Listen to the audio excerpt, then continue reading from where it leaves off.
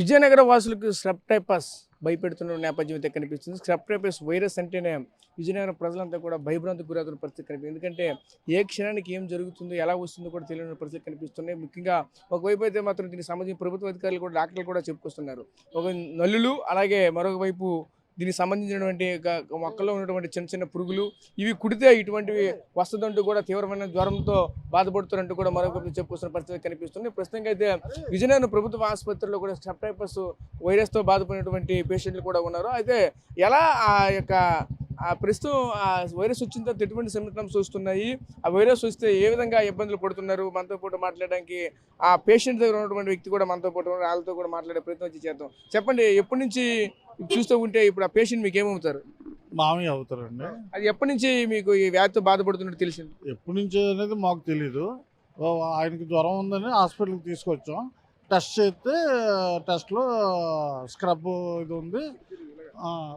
ఇది ఉంది, జాయిన్ చేయండి అన్నారు. తీసుకొని జాయిన్ చేసాం.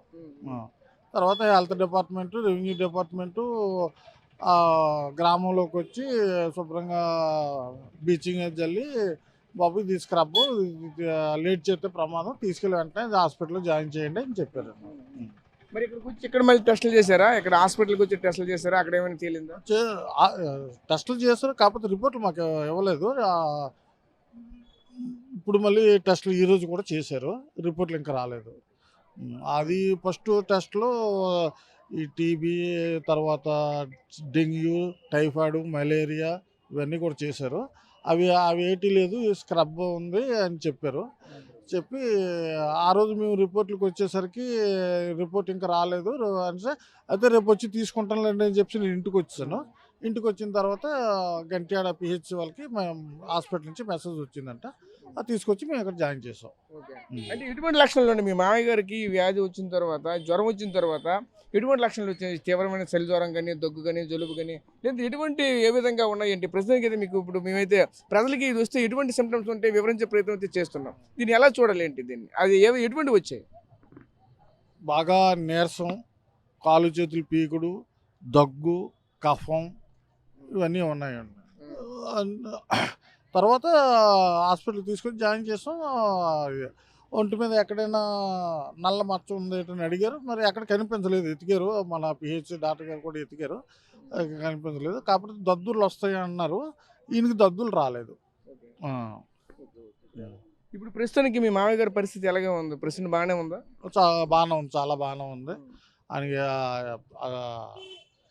చెప్పడం ఏంటంటే స్క్రబ్ కానీ సివియర్ కాదు, సివియర్ అయితే మీరు ఎంత లేట్ చేసినందుకు వేరేలాగా ఉన్నాం అని చెప్పారు డాక్టర్లు. ప్రస్తుతానికి ట్రీట్మెంట్ ఎంత బాగానే జరుగుతుంది? ట్రీట్మెంట్ బాగానే జరుగుతుందండి. 2 పూటలు ఇంజక్షన్లు అవి చేసి బాగానే ఉంది ట్రీట్మెంట్. సో చూసాం కదా, ఈ స్క్రబ్ వైరస్ వచ్చిన వాళ్ళకి దగ్గు, జలుబు, విపరీతమైన జ్వరం ఇవన్నీ కూడా వస్తుంటూ ఆ ప్రత్యక్ష సాక్షి కూడా చెప్తుంది. ఎందుకంటే వాళ్ళ ఇంట్లోనే వాళ్ళ మామయ్య గారికి దీనికి సంబంధించినటువంటి సిమ్టమ్స్ అన్నీ కనబడ్డాయి. అయితే చూస్తే ఒకసారి టెస్టులు చేద్దామని హాస్పిటల్కి వెళ్ళి టెస్టులు చేసుకుంటే పాజిటివ్ అనేది తేలింది. ఒకసారిగా భయాందోళనకి అయితే గురైన పరిస్థితి కనిపించింది. ఎందుకంటే స్క్రబ్ అనేది ఏం జరుగుతుందో కూడా ఎవరికి కూడా తెలియని పరిస్థితి కనిపిస్తుంది. ఈరోజు మొత్తానికి చూసుకుంటే రాష్ట్ర వ్యాప్తంగా కూడా ఈ యొక్క స్క్రబ్ వైరస్ అయితే మాత్రం చాలా సీరియస్గా ఉన్నటువంటి పరిస్థితి కనిపిస్తుంది. ప్రస్తుతానికి చూసుకుంటే పేషెంట్లు కూడా వెంటనే వైద్యం అయితే అందిస్తున్నామంటూ కూడా అక్కడ ఉన్నటువంటి అధికారులు, డాక్టర్లు కూడా చెప్పుకొస్తున్న నేపథ్యం అయితే కనిపిస్తుంది. ప్రస్తుతానికి అయితే స్క్రబ్ వల్లనైతే ప్రాణహాని అయితే లేదంటూ కూడా మనకు చెప్తుంది. ఇది కూడా చూస్తే అంటువ్యాధి కాదు, ఈ యొక్క పురుగు కుడితే వచ్చినటువంటి వ్యాధిగా చెప్పుకొస్తున్న నేపథ్యం అయితే కనిపిస్తూ ఉన్నది. ప్రస్తుతానికి చూస్తే ఎటువంటి ఇబ్బంది కూడా లేవు. అక్కడ వాళ్ళకి సంబంధించినటువంటి ట్రీట్మెంట్ కూడా సవ్యంగానే జరుగుతుంది. వాళ్ళంతా కూడా బాగానే ఉన్నారు, వెంటనే రికవరీ జరుగుతుంది. వాళ్ళని కూడా వెంటనే పంపించేస్తున్నామంటూ కూడా ఈ హాస్పిటల్కి సంబంధించిన సూపరింటెండెంట్ కూడా మనతో పాటు చెప్పుకున్న నేపథ్యం కూడా కనిపించాయి. ప్రస్తుతం ఇది విజయనగరంలో ఉన్నటువంటి స్క్రబ్ పై తాజా పరిస్థితి. కెమెరా పర్సన్ నాయుడుతో రాజేష్, RTV, విజయనగరం నుంచి. Local to global news at your finger tips.